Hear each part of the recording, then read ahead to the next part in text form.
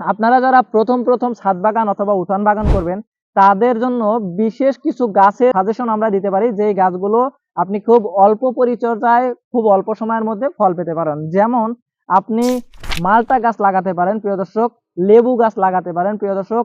আনারের বাংলাদেশে খুব ভালো একটা ফলন হচ্ছে, ছাদ বাগানির যারা করতেছেন অনেক ছাদ বাগানি অনেক ভালো ভালো আনার চাষ করতেছেন। বাংলাদেশে 15 থেকে 20টা ভালো ভালো জাতের আনার আছে।